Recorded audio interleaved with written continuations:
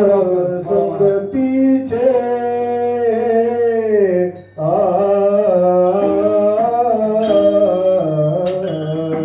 संत संगतीचे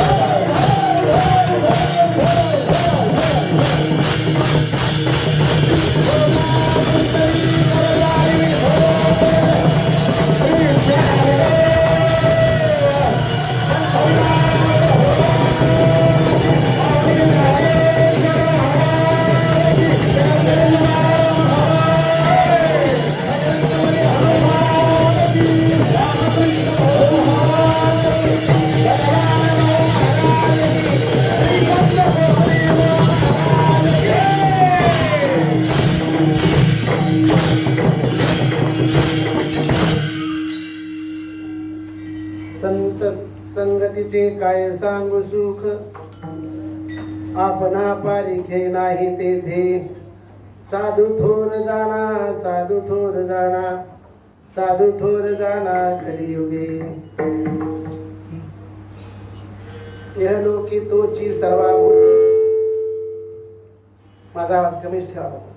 इहलोकी तोची सर्वाभूती सम, शरीराचा भ्रमणेने कदा.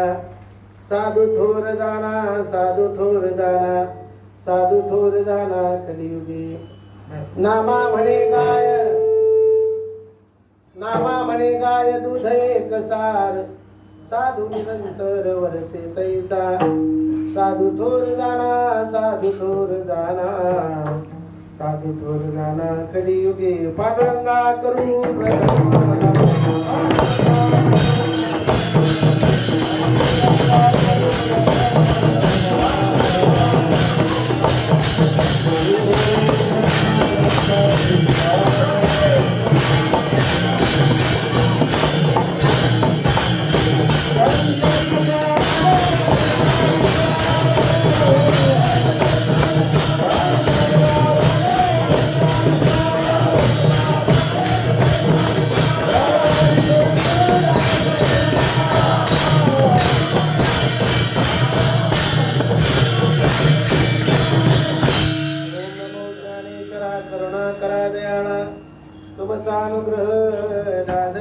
पावन झालो चराचरी नमो सद्गुरु तुकया ज्ञान दीपा नमो सद्गुरु सच्चिदानंद रूपा नमो सद्गुरु भक्त कल्याण मूर्ती नमो सद्गुरु भास्करा पूर्ण कीर्ती महायोगपीठे तटे भीमरथ्यां वरं पुण्डरीकाय दातुं निन्द्रये समागत्य तिष्ठन्तमानन्दकन्दं परब्रह्मलिङ्गं भजे पाण्डुरङ्गं मनोजं मारुततुल्यवेगं जितेन्द्रियं बुद्धिमतां वरिष्ठं वातात्मजो वानरायुधमुख्यं श्रीरामदूतं शरणं प्रपद्ये श्री गुरु चरण सरोज रज निज मुकर सुधारी वर्ण रघुबर विमल जसूजो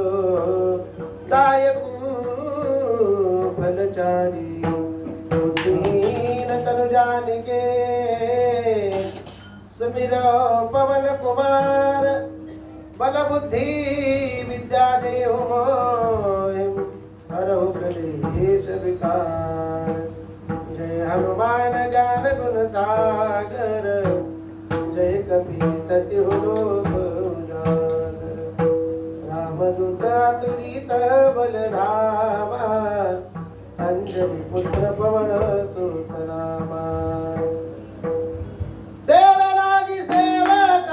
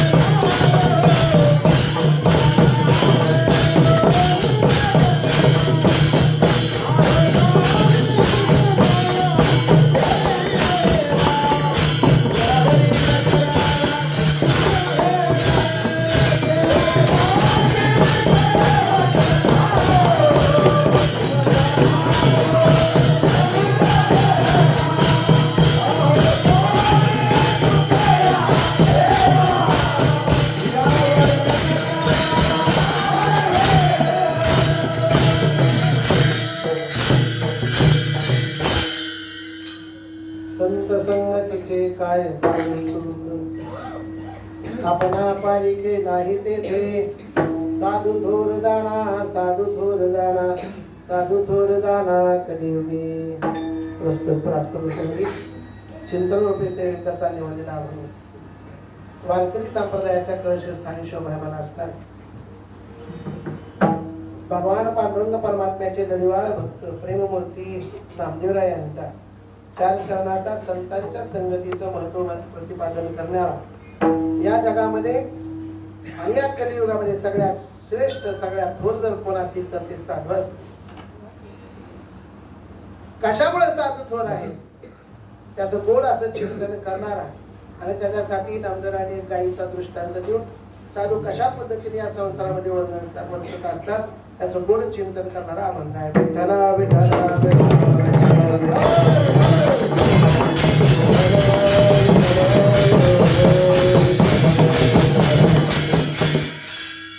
वैकुंठवासी प्रातस्मरणीय श्री संत मूर्तीपरायण रामकृष्ण भाऊ यांच्या अष्टमीच्या या मासिक कार्यक्रमानिमित्त आपण सगळेजण या ठिकाणी उपस्थित आहोत. श्री हरिभक्तीपरायण आपल्या फळाचं वैभव असणारे आणि सर्व वारकऱ्यांवरती नितांत प्रेम करणारे आमचे गोविंद महाराज गेली 2-3 महिन्यापासून प्रयत्न करत आहे, परंतु ही अष्टमी करण्याचं भाग्य मला प्राप्त होतं. वैकुंठ आशीर्वाद स्मरणीय श्री संत कोकणीवांच्या कृपा आशीर्वादानं इथे येण्याचा योग आहे. भाऊंची ही आपण गेली अनेक वर्षापासूनची अष्टमीची सेवा संपूर्ण फळावरील गावकरी मंडळी येऊन, भजनी मंडळी येऊन, भाविक मंडळी येऊन या ठिकाणी अगदी श्रद्धापूर्वक अंतःकरणानं आपण भाऊंची सेवा करत आहात. का बरं? त्याचं कारण आहे, एक वेळ देवाची सेवा केली नाही तरी चालेल, पण स्वतः भगवान परमात्मा सांगतो तेही प्राणा परते माझा बनती निरुते.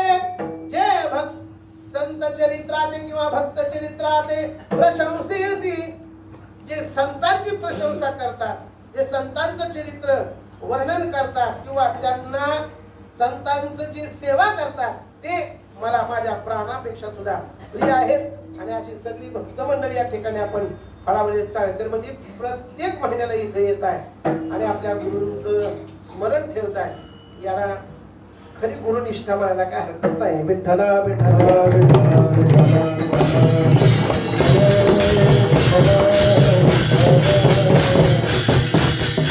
संपूर्ण महाराष्ट्रामध्ये वारकरी संप्रदायामध्ये येडशीकडे फळ म्हणलं एक वेगळ्या दृष्टीनं पाहिलं जातं.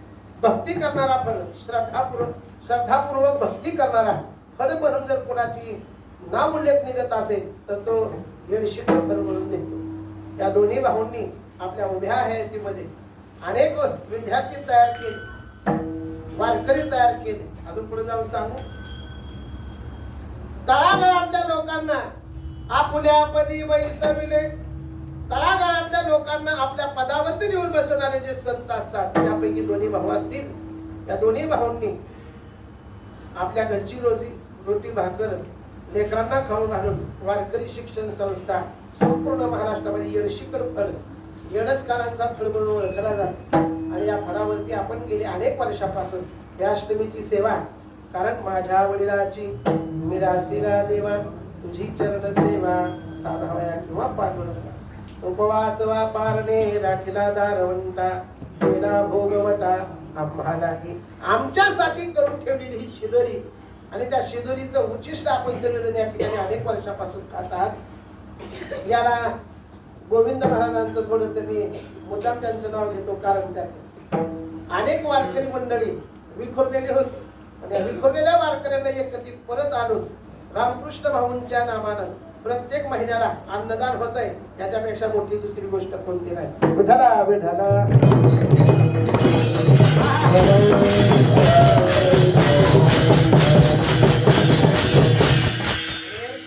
आणि दारफळ कलफळ या दोन्ही फळाचं थोडस साधर्म्य आहे. काय साधर्म्य? गुरुवर्य भाऊ असतील आणि गुरुवर्य कोकणी भाऊ असतील. या दोघांनी परमार्थातली परमोच्च अवस्था गाठली आणि आपला देह भगवान परमात्मा, मी म्हणत असतो पुढे, परमात्म्याच्या ठिकाणी नाही तर आपला देह भजनानंदी करून टाकला. आणि भजनाचा परमात्माचा शेवटच काय आहे तर आनंद हा शेवट आहे. भजनामधली, कीर्तनामधली सर्वोच्च अवस्था कुठली असेल तर ती आनंदाची अवस्था आहे. आणि आपल्या सर्वांचा परमार्थ सुखासाठी आहे का? तुम्ही काय पाठिंबा काढून घेता बा? काय पाठिंबा राहू द्या. आपल्या सगळ्यांचा परमार्थ सुखासाठी आहे का?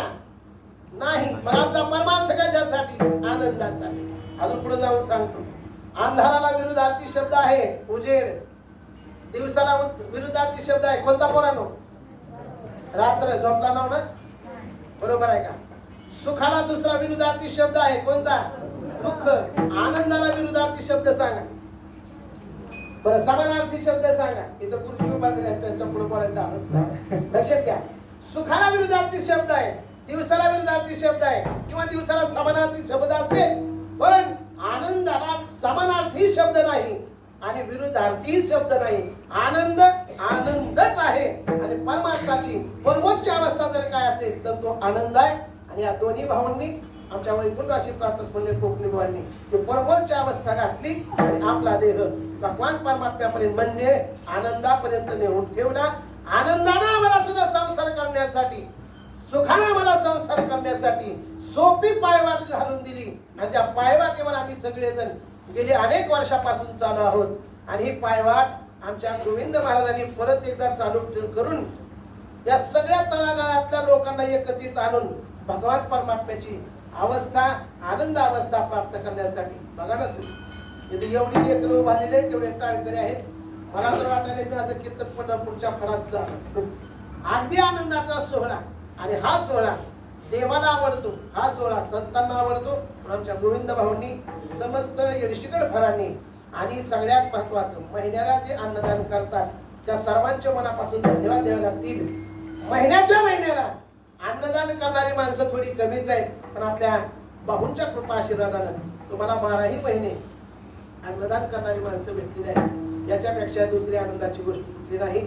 जास्त वेळ न घेता बरोबर 11 पर्यंत आपल्याला चिंतन करायचं आहे. कारण लहान लहान लेकर आहेत आणि म्हटलं आपल्या तुम्हालापर्यंत भर परंपरा आहे ती जपत जपत बरोबर 11 वाजता आपल्याला चिंतन सेवा समाप्त करायची आहे. भगवान भाऊंच्या वैकुंठाची कोकणी भावांच्या चरणावरती नतमस्तक होतो. चिंतन सेवेला काय करू सुरुवात करतो. विठ्ठला विठ्ठला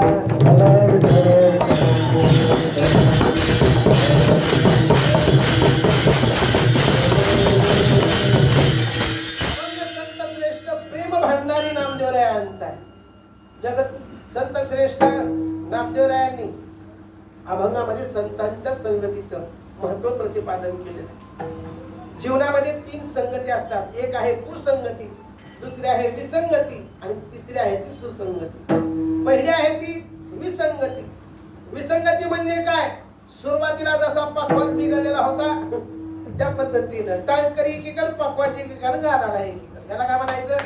विसंगती. कुसंगती देखनाच्या संगे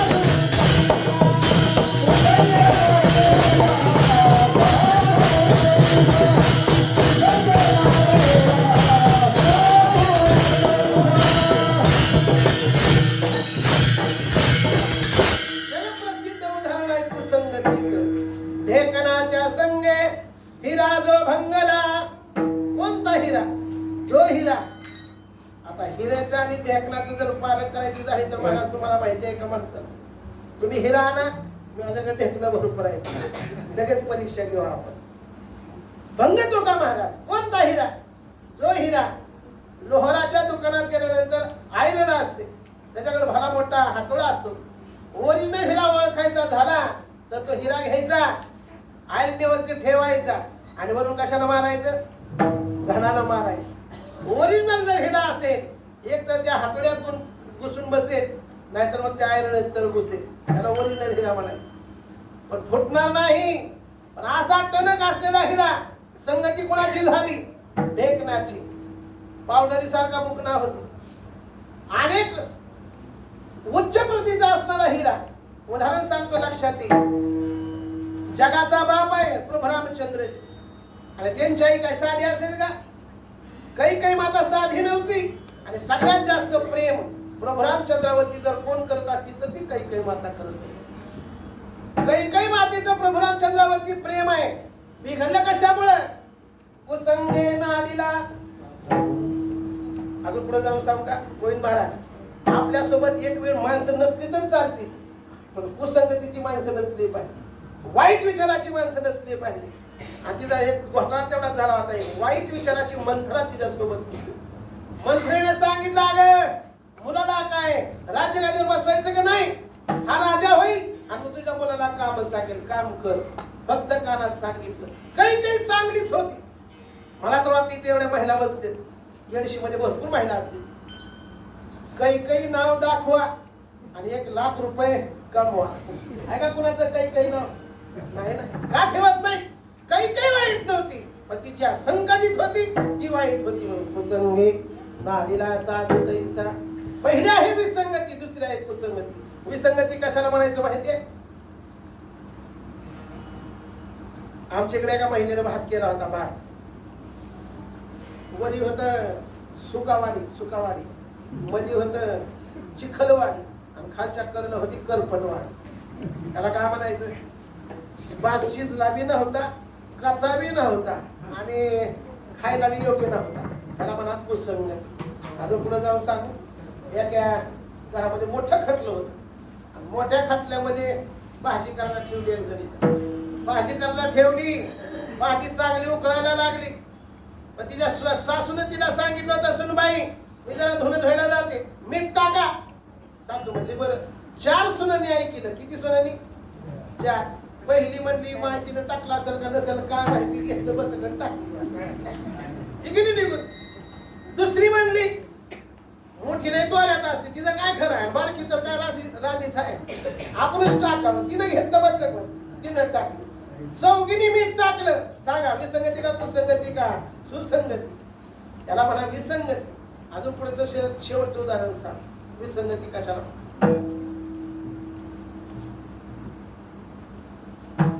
नवरा बायको होते शेजारी. 2 नवरा बायकोची घर शेजारी राहतात. एका घरातून सारखा हसायचा आवाज यायचा वकील साहेब, आणि एका घरातून सारखा रडायचा आवाज यायचा. सारखा रडायचा येणाऱ्या आवाजातला माणूस मंदिरात आला. सारखं घरातून हसायचा आवाज येत होता तो पण माणूस मंदिरात आला. दोघांची भेट झाली. वा रामराव, काय नशीब घेऊन आलात तुम्ही? ते म्हणले काय झालं? तुमच्या घरी रोज हसायचा आवाज येत आहे, पण आमचं काय सांगायचं, दररोजच भांडण, सारखी रडारड आहे आमच्या घरी. ती म्हणले मारामारी नाही, पण भांडण दररोज आहे. मग तुमचं लय बरं आहे. म्हणजे कसं काय? तुमच्यात मारामारी तर होत नाही, आमच्या गावात हसायचा, तुमच्या घरात हसायचा आवाज येतो, हसायचा आवाज. पण कसा माहितीये, मी जर चहा मागितला तर स्वयंपाक खोलीतून बायको चहाचा कप फिरवून हसते. जर मला लागला तर ती हसती, भुकला तर विसंगती. समाज परपंचामध्ये विसंगती आहे, प्रपंचामध्ये कुसंगती आहे. पण परमार्थामध्ये जर विसंगती आणि कुसंगती घुसली तर परमार्थ होऊ शकत नाही. याची उदाहरणं तुम्हाला भरपूर युट्यूबला पाहायला भेटते, समाजामध्ये पाहायला भेटते. चांगला परमार्थ करणारा मुलगा एखाद्या कुसंगतीच्या माणसाच्या, वाईट विचाराच्या माणसाच्या जर नादी लागला, चांगला परमार्थ सोडून देईल आणि विसंगतीला लागेल, कुसंगतीला लागेल. पण सगळ्यात महत्वाची जी आहे तिचं नाव आहे सुसंगती. म्हणून नामदेवरायांनी सांगितलं, या जगामध्ये संगती करण्यासारखं जर कोण असेल, अजून पुढे जाऊन सांगू, आकाशातून पडणारा पावसाचा एक थेंब मिरच्याच्या जर सरीत गेला तर तो कसा बनतो? संपूर्ण बोला किती बोला, जेवण जाता बोला. म्हणून पावसाचा आलेला एक थेंब मिरच्याच्या सरीत गेला कसा होतो? तो तिखट होतो. तोच जर थेंब ऊसाच्या सरीत गेला तर तो गोड होतो. तोच जर थेंब कारल्याच्या आळ्यात शिरला तर तो कसा होतो? कडू होतो. पण तोच जर थेंब स्वाती नक्षत्रामध्ये शिंपल्यात जर घुसला तर त्याचा काय होतो? मोती होतो. त्याची मोत्यासारखी माणसं बनवण्याचं काम या साधू संतांनी केलं, त्यांची आपण सेवा करतोय. मला सांगण्याचा मुद्दा एकच आहे, सुसंगती. अजून पुढे जाऊन सांगू, सुसंगती सदा घडो आणि सुजन वाक्य गाणे करू. चांगलं ऐकावं, चांगलं वागावं, याच्यासाठी संतांनी जे मार्ग दाखवून दिले ते मार्ग अवलंबणे खूप महत्वाचं आहे. एक जण नामदेवरायाकडे गेला, महाराज विसंगती कुसंगती आम्ही समाजामध्ये भरपूर पाहतो, पण संगती नेमकी कुणाची करावी? नामदेवांनी सरळ सांगितलं, संगती करण्यासारखं या जगामध्ये एकमेव ठिकाण आहे आणि ते म्हणजे संतांचं अभंगाचं पहिलं चरण. संत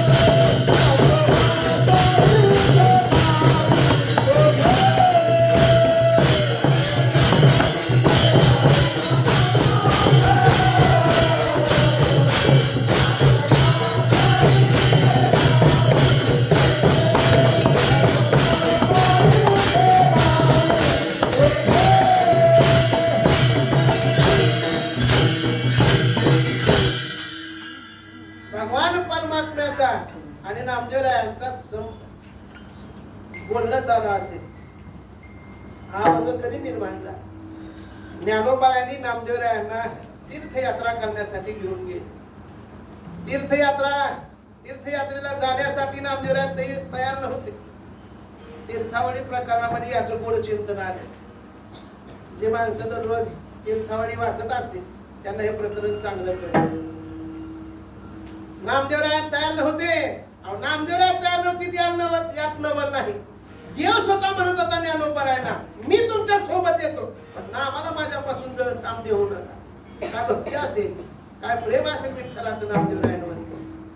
नामदेवराय तीर्थयात्रेला जात होते, पण डोळ्यात पाणी कुणाच्या होतं? देवाच्या पाणी. भक्ती आपली अशी असावी. अजून पुढे जाऊन सांगतो, आपल्याला देव आवडतो यात नवल नाही. देव आपल्याला आवडतो यात नवल नाही. एक दिवस आपण देवाला आवडावं अशी भक्ती असावी. विठ्ठला विठ्ठला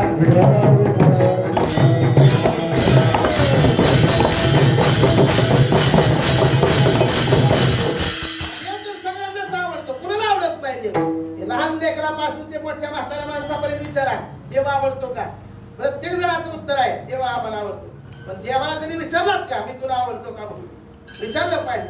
नामदेवरायांची भक्ती आहे, नामदेवरायांचा भाव आहे. त्या भावाच्या बदल्यामध्ये देव रडायला लागला. नामदेवराय निघून गेले, तीर्थयात्रा करायला लागले. तीर्थयात्रा करून माघारी आले आणि देवाने आता विचारलं नामदेवरायला, नामदेवा कसं वाटलं रे तुला संतांच्या संगती? देवा आपणा बालिके नाही ते एक अर्थ, तुझ्यात त्यांच्यात बदल नाही. आणि दुसरा अर्थ, आपणा बालिकेत नाही ते म्हणजे आम्हाला त्यांनी आपल्या पदावरती बसले, त्यांनी आणि आम्ही एकच आहे. पहिला मुद्दा. नामदेवरायला देव विचारतो, अरे नामदेवा, आजपर्यंत तुला मी आवडत होतो जाईपर्यंत, आता काय पार्टी बदललीस का? काय कलियुगातली लोक बदलतात तसं? त्याने मला नाही देवा, पार्टी बदलली नाही, पण संतांच्या संगतीमध्ये जे सुख आहे ते तुझ्या सुद्धा संगतीत नाही. का बरं नाही? त्याची 2-3 कारण सांगतो. म्हणजे तुझ्यात कसा माहितीये का? भक्त राखे पाया पाशी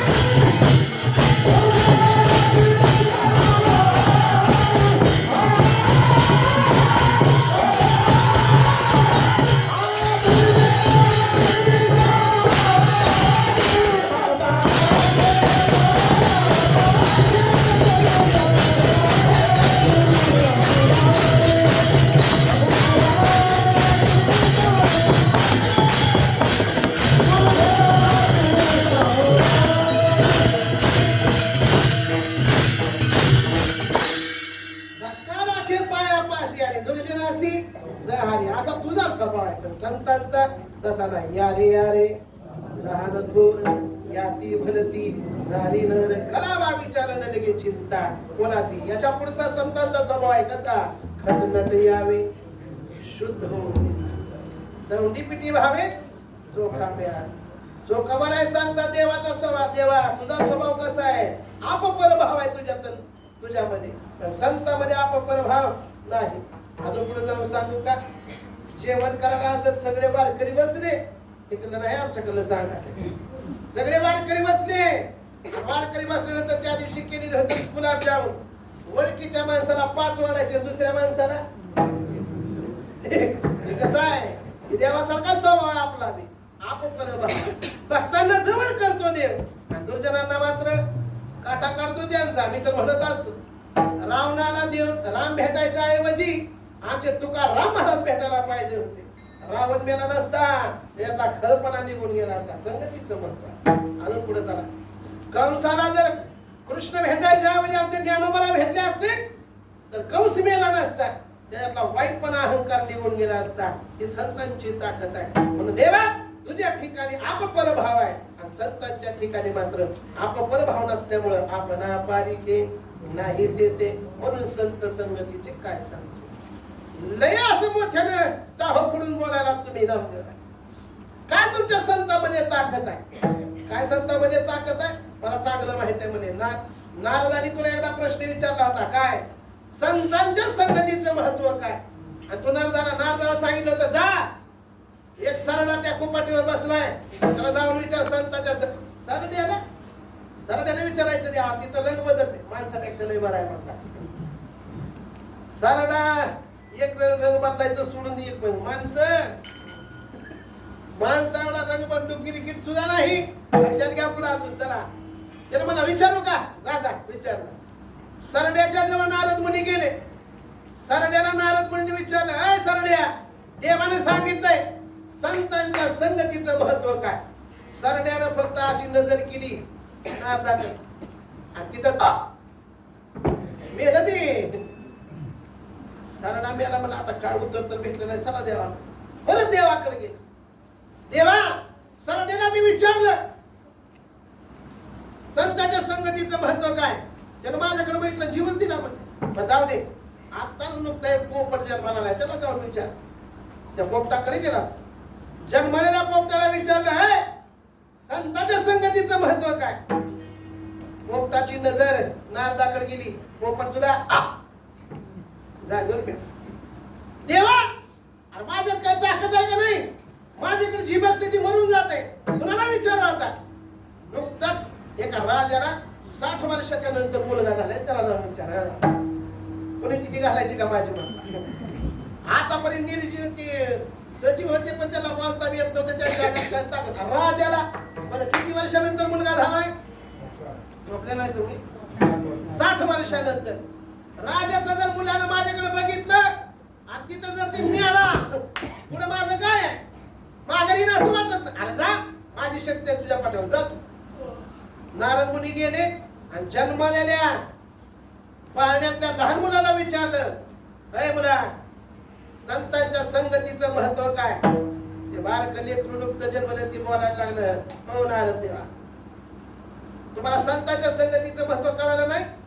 तुम्ही भगवान परमात्म्याचे लढीवाळ भक्त आहात. कायम नारायण हरी म्हणतात. तुम्ही संत आहात. आतापासून मागच्या 3ऱ्या जन्मामध्ये मी सरडा होतो. तुम्ही मलाच विचारलं होतं संतांच्या संगतीचं महत्व. तुमची संगती झाली आणि माझा जरा देह पलटला गेला. मी पोपटाच्या कुळात जन्मला.